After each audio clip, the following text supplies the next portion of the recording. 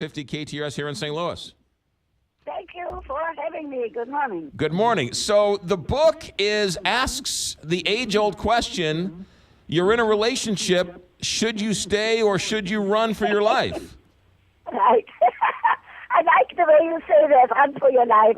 Sometimes, if the relationship is not viable, if you really are bored, if you are so jealous that you don't trust each other, if there are such differences that every day is a struggle, then you might consider, first of all, going to a therapist for a few sessions to see if it can be saved. Or you might have to say, this is not going to be the relationship for life. Sometimes, you know what creeps in? Jealousy, sometimes not justified. Sometimes it's justified. So I want people to, don't give the book to anybody whom you know is in a wonderful relationship. I don't want them to start thinking, should they stay or go? However, anybody who has certain doubts or might want to make the relationship better will benefit from some of the suggestions that are in the book, like what to do to make sure that you have a good, productive relationship, that you are not bored with each other, that you are not going to make each other's life difficult because of jealousy, and sometimes the decision might be to separate. The book is called Stay or Go, the $64,000 question. The answer is in the book, Dr. Ruth Westheimer. You say, Doctor, that there is a myth out there, the soulmate myth. Talk about that for a moment. Yes. I tell you what, in my experience as a therapist and having been married, there's no such thing. A soulmate that two people would understand each other for the rest of their lives. There is like a coup de foudre, which means you fall in love, and that's wonderful. Try to stay in love as long as you can, but then know that this kind of euphoria, this kind of thing does not last forever. However, if the relationship is a good one, then there will be a feeling how fortunate I am to have you in my life. Mm-hmm. And I think that's very important. What if you've broken up with someone and then years later you consider, hey, maybe, this is a viable relationship. Maybe we should get back together. I guess there's always a reason why you break up. Right, but you know what? I would say sometimes if that's your feeling, go and make that phone call and say, can we meet for a cup of coffee? Can we talk about, are you now in a relationship? If not, can we talk? Let's see what went wrong, if we can fix it. I don't think that you should just say no because we broke up. There is no way of fixing it. I think that... Go ahead. The book is Stay or Go. Dr. Ruth Westheimer, there are some, we were talking this morning about cheating husbands and wives. And the woman, let's take the woman, for example. In some instances, the woman says, I can't get over you cheating. I have to leave. Other women say, you know what? I understand it. I accept your apology. Let's move forward.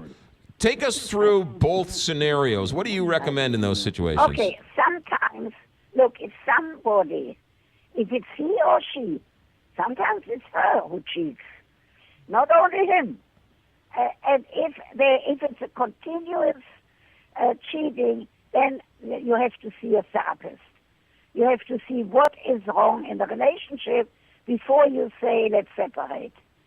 If it's a one-time thing, then I would say that people can sit at their kitchen table and say, okay, let's talk about it. She has to say, I feel sorry that I did it, or he has to say it. Let's go on from here. If it's a repeated cheating, then it's more serious. Then I don't see much hope. If it is something that happened once and he or she were caught, talk about it, and then say, let's not discuss it anymore. Let's go on from here. You write in the book that issuing ultimatums is a bad idea. However, drawing lines in the sand is a good idea. Explain. Yeah.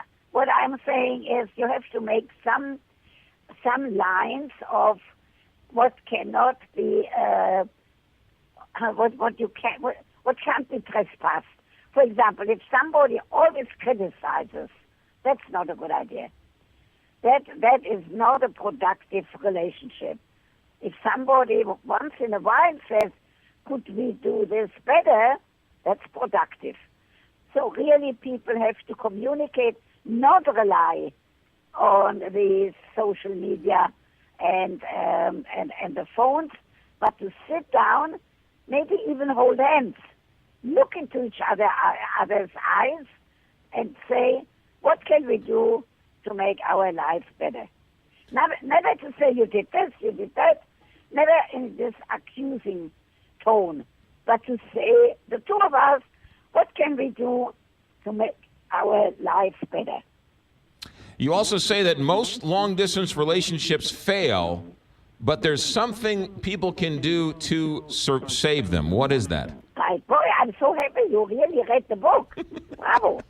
So, in today's world, it's easier to keep long-distance relationships because of the media, because you can see each other on the computer and you can communicate better than in previous years when it was only by phone. However, you have to also be careful of not exaggerating, of not demanding that that partner talk to you every day or tell all of the details. Sometimes long-distance relationships can work, but they need work. And you can't take anything for granted. Dr. Ruth Westheimer, the book is called Stay or Go. Can you get my ex-girlfriends to stop yelling at me? He really needs to see you, Dr. Ruth. He needs a session with you. The book. I'll try. I'll try. But not a session over the phone or over radio. A session in a therapist's office. You are a true legend, Dr. Ruth Westheimer. We thank you for all of your time you spent on the radio. The book is called Stay or Go from Amazon Publishing. Good luck and thanks for the chat. Thank